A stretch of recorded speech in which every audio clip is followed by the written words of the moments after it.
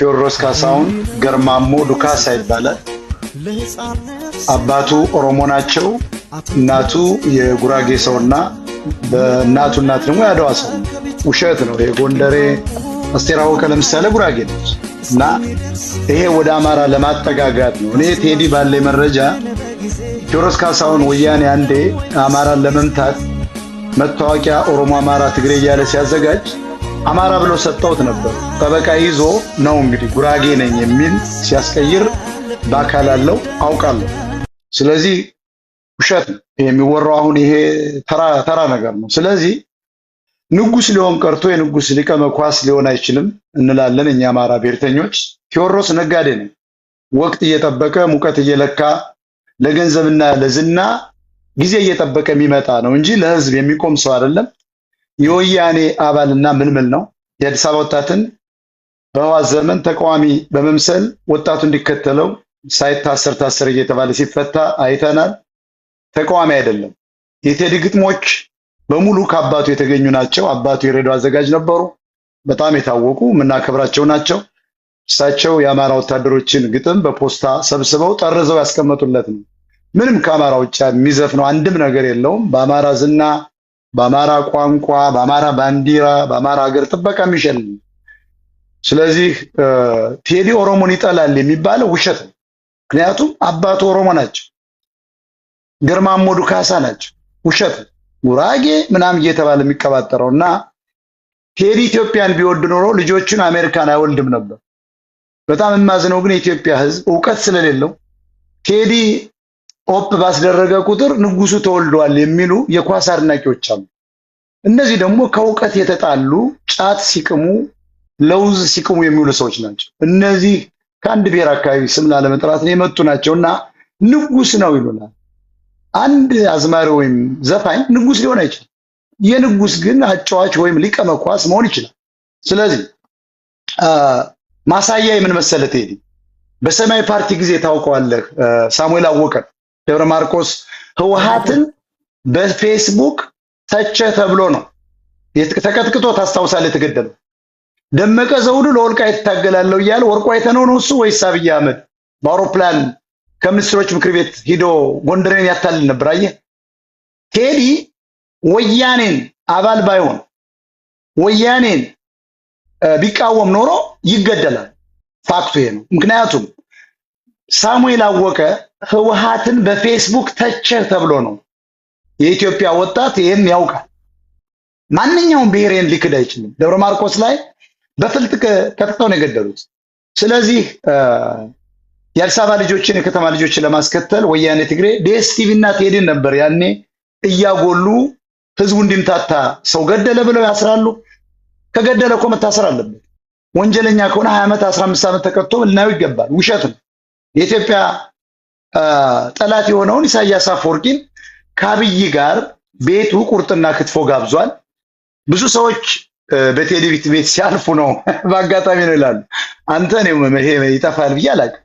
ምክንያቱም ብዙ እዚህ ጋር ብዙ ታወያያለህ፣ ብዙ ታነባለህ እና ይሄ ለአንተም አይጠፋም። አንድ የሀገር መሪ እንደው ዝም ብሎ በቴዎድሮስ ካሳሁን ቤት ሲያልፍ አብይን የሚያክልና ኢሳያስን የተባለ የምስራቅ አፍሪካ ጋንጊስተር ቴዲ ቁርጥና ክትፎ ሲጋብዘው በሚስቱ በኩል ነበር። ሚስቱ የሻዕቢያ ሰላይ ስለነበረች ነው። እንደዚህ ያሉ ግለሰቦች የዋ ናቸው። ኢሳያስና አብይ የሀገር መሪ ሆነው ሳለ ተራ ሰዎች እኮ አይደለም። ታስቦበት የተደረገ የታቀደ ነው። ቴዲ አፍሮ ኢትዮጵያ ኢትዮጵያ የሚል ለገንዘብ በቃ ለንግድ ነው። በተለይ የአማራን ኪስ የአማራን ዲያስፖራ ለማጠብ ለመዝረፍ። በዚህ ደግሞ የከበረ ግለሰብ ነው። በጣም ከፍተኛ ገንዘብ አለው። በጣም ግንባታ አግኝቶበታል። ቴዲ አፍሮ ገጽታው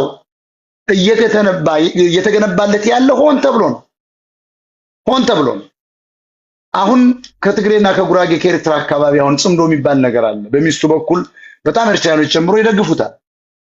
በመሰረቱ ቴዲ ለአንድ ኤርትራዊ በሚሊዮን ብር ሲሰጥ ለታገቱ የአማራ ሴቶች ለተገደሉ የአማራ ሰዎች አንድም ነገር ያደረገው ነገር የለም። በአይናችን አይተናል። ኤርትራዊ ተፈርዶበታል ሊገደል ነው ሲባል በሚሊዮን ዶላር አውጥቶ ሲሰጥ አይተናል። ያው ከአማራ ኪስ የሚወስደውን የሰጠውና ቅድም እንደገለጽኩት የቴዲ አባት ሬዲዮ ላይ ይሰሩ ነበር ወታደር ሆነው ሳለ። በዚያን ወቅት ደግሞ የኢትዮጵያ መከላከያ ሰራዊት ያለው አማራው ግጥም ይችላል። ያን መድበል ሰጥተውታል። ጥሩ ነው፣ አይዘፍንም አይባልም። ጥሩ ድምፅ አለው፣ ምንም አይካድም።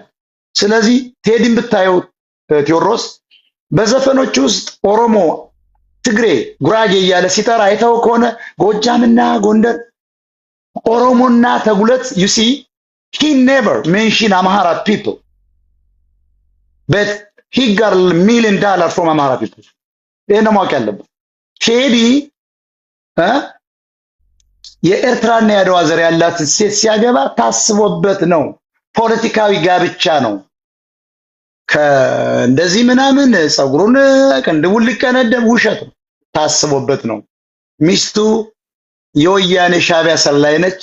በመቄዶንያና በመሳሰሉት የዘረፋ ተቋሞች ይሄን በኦርቶዶክስ የተኛውን አማራ ከፍተኛ ሼር እንዳላት ታውቃለሁ። ኒውዮርክ ውስጥ ከአማራ ዲያስፖራ በተሰበሰበ ገንዘብ ትልቅ ካፌና ላይብራሪ ከኢንተርኔት ካፌ ጋር አላቸው። ይሄ ነው። ስለዚህ ቴዲ ኦፕ ባደረገ ቁጥር ጃ ተወልዷል የሚሉ ቂል ኢትዮጵያኖች ናቸው። የማያውቁት ነገር መረጃ የላቸውም። ስለዚህ አሁን የቴዲ አፍሮ የሶሻል ሚዲያ ቅስቀሳ ለ7 ዓመታት የአማራ ሕዝብ ሲጨፈጨፍ ድምጽ ስላልሆነ ስላልተቃወመ ስላልረዳ ደብረ ብርሃን እኮ ቅርቡ ነው ለሱ በአማራ ሕዝብ በኩል ተቀባይነት ስላጣ ተቀባይነት እንዲያገኝ ሰይፉ ፋንታውን ግጥሙን ሰርቆታል። አብይ አህመድ እንዳይ ኢንተርቪውን ከለከለ። ይሄ ቱሪና ፋውሬ ነው፣ አንቀበለውም። ቴዲ አፍሮ ለትግራይ እናቶች በሚል ከፍተኛ $1 ሚሊዮን ሲሰጥ ለአማራ ሰዎች ግን ደብረ ብርሃን ላይ 1 ኩንታል ጤፍ እንኳን አላቀረበም። ግን የሚያገኘው ከቁጥር ብዙ ከሆነው ከአማራ ህዝብ ነው። ዶክተሮች ልኮ ይደግፉታል። ለምን ካልከኝ ቴዎድሮስ የአማራ ዶክተሮች ገጠሬ ይባላል ብለው ያስባሉ። የአማራን ዘፈኖች ላለመስማት እንዴት ቴዲ ንጉስ ነው ይሏል ዶክተሮች። ለምን ስትለው ገጠሬ እባላለሁ ብለው ስለሚያስቡ ነው እንጂ የአማራ ዘፈኖች አንተም ሌሎችም እንደምታውቁት በጣም አሁን እንደውም በጣም በአገር ላይ ናኝቷል። በኢትዮጵያ ምግብ ቤቶች በተለያዩ ጭፈራ ቤቶች ይከፈታል። አሁን ያለአማራ ዘፈን አይጥምም። ያለአማራ ሰው አንተም ተናግራል ጫው ነው ለኢትዮጵያ ብላልና በጣም እናመሰግናለን። ቴዲ አፍሮ ዶላር እየሰበሰበ የሚቀጥል ሰው ነው። ዶክተር የተባለውም በጎንደር ዩኒቨርሲቲ ነው። በጣም የሚያሳዝነው እሱና ኦባንግ ሜቶ ባህር ዳር አማራ መሪ ስለሌለው ክልሉን በአደን የተባለ አማርኛ ተናጋሪ ትግሬ ስለከበበው የሌላ ዘሮች ከቅማንት ኮሚቴ አገው ሸንጎ ትግሬ ኦሮሞዎች ስለያዙት ኤርትራውያኖች ስለያዙት በጣም ኦኬ። ቴዲ አፍሮ የተባለ ዶክተር ሊሰጠው አይገባም። አረሱት ብሎ ያቀነቀነው ፋሲል ደሞዝ እያለ ተነስ ግጠም እያለ የገጠመው ማሪ ደገፋው እያለ እንዴት ተሰጠው ብሎ እንኳን የሚጠይቅ ይሄው ዶክተር የሺኖ ማን የምትባል ጎንደር ውስጥ ያደፈጠች ሴት ነች እንዲሰጥ ፕሮፖዛል ያቀረበችና ይሄ ዞሮ ዞሮ ቴዲ አፍሮ የመንግስት ሰው ነው። ህዝቡን ለመያዝ የከተማ ልጆችን ለመያዝ እንዲከተሉት የተደረገ ሰው ነው። አሁንም ከአብይ ጋር ሊጣላ አይችልም። አሁንም የአማራ ህዝብ ጭፍጨፋ ላይ ስላለ እየተገደለ ስላለ በቴዲ አፍሮ ባዶናይ በመናምን እየተባለ በመቄዶንያ who cares ቴዲ ዘፈነ አልዘፈነ ምንም አያገባንም። ስለዚህ በጣም አመሰግናለሁ ሐሳቤን ለመግለጽ ስለፈቀድክልኝ። ቴንክ ዩ